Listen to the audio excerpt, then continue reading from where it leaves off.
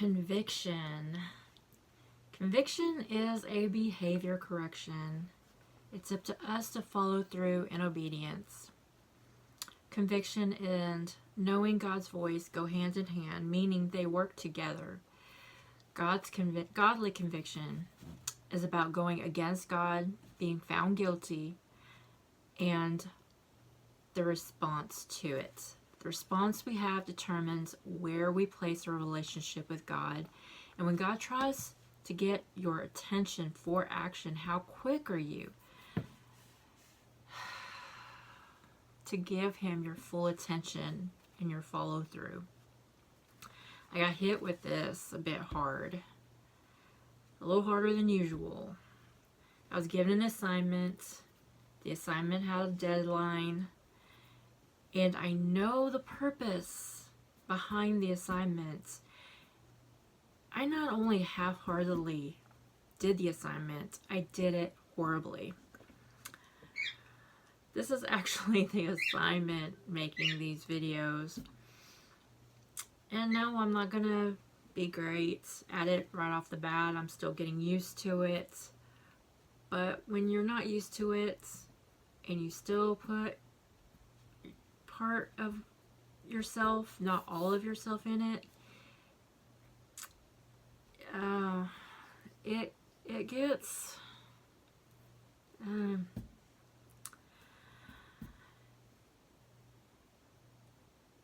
well, you know, God's very specific. I just wanted to hit the deadline, and when I placed my completed video for the download, I had to stop it. I just kept hearing in my spirit, don't you dare upload that video. And it wouldn't stop until I stopped uploading. I actually ended up with a new assignment. I had to actually transcribe the video that I made. Embarrassing does not even cover my feelings when I wrote down every word. And I was thanking God, and I was ashamed.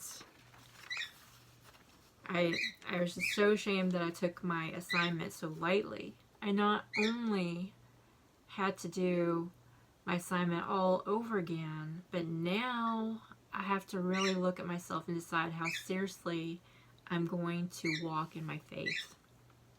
I mean, I have dragged my heels the majority time this far. And how amazing would my life have been? How amazing will my life be if I ran the race before me? You know, you go to school, you go to work, you fix dinner, you expect company, and there are deadlines to a list of things that need to be done, and how we do them is reflected in each area. Wow. I'm a bird.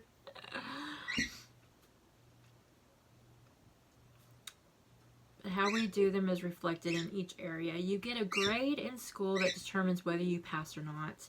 If you have a good boss, your efforts determine whether you go up in the business or if you end up going down. How you treat your home determines whether or not people want to be there. Why do we treat God so differently? Why do we treat him like he should constantly give us a pass, and we just, I mean, all that does is just we don't grow up or mature in our faith. Colossians 3 verses 23 and 25, and I'm going to read the Amplified version. Whatever you do, whatever your task may be, work from the soul. That is, put in your very best effort as something done for the Lord and not for men. There's something right there. Why do we put more effort in what we do for men than we do for God?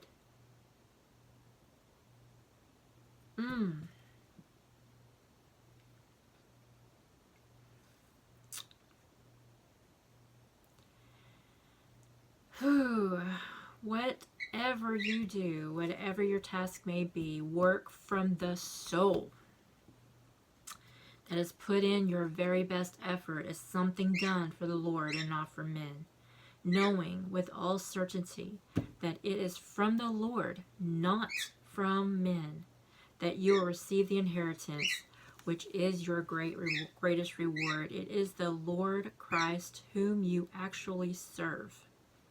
And while this is addressing servants, keep in mind that we all serve something or someone. Whether it's your job, your family, God, your flesh, your own desires, or your own feelings. When we are asked to do something for whatever or whoever, how much more of ourselves should we give God? Now, I mean, there is an energy difference when we do things outside of God. We can follow Bible out of duty and wear ourselves out. That is not how we were created. We should be living out Bible in conjunction with God.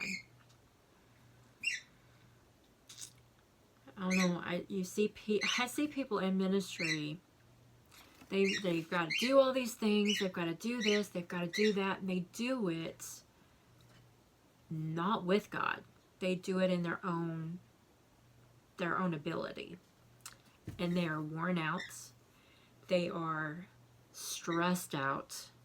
They are barely standing. They're not holding relationships together. So much destruction happens when you're trying to follow God in your own self.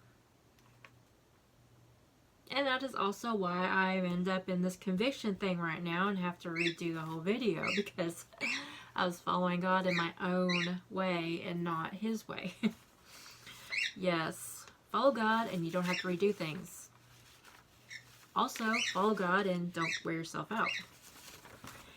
Now, there is something else to think about. I read an article a while back on how not every inspiration is an inspiration from God. That might be true, but I saw such a move of God in this story. The person placed so much work into a gathering activity, and hardly anyone showed up. What was meant to bring the community together, you know, kind of like, hey, this is our church, this is what we do, this is, you know, we want the community, we're part of your community.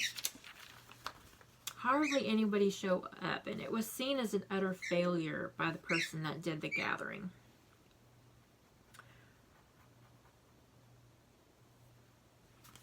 What happened after would not have happened without that inspiration. The inspiration was fisher of men. They filled a decent sized pool with live fish that kids were meant to fish out and then take home for a meal later. They actually had so much fish left in that pool that they had to go into the neighborhood and ask people. They had to knock on doors, walk up to people on the street and ask them if they wanted any fish. So the way the story was written sounded to me that it went exactly how it was needed, but not the way the writer felt it should have gone. But regardless, the writer saw the move of God in the testimony, and it always do it for the Lord. None of it will be wasted, in spite of us feeling that we messed up. How many times do we feel like we messed up? But there's a move of God. People are moved. And just because you feel peace after you have a heart-to-heart with God, after you are convicted, it doesn't mean that you don't need to follow through with a task that just might be late because of it. And that is all I have to share.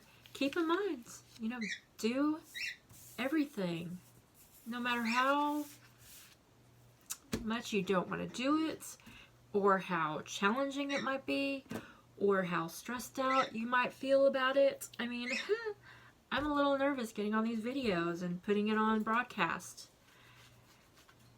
That's why I act the way I do with them. But regardless of how I do this video, as long as I'm doing it in the right reason and in the right heart, God is going to use it. Somebody's going to be touched by it. Whether it be today, tomorrow, it could be a couple of years from now. I have watched videos from 5 years ago that I never even knew this person existed. And they just blessed me and they moved me. And I really needed that word at that moment. So you don't know what your word that God is leading you into sharing, how it's going to impact somebody later on down the line. That's all I got to share.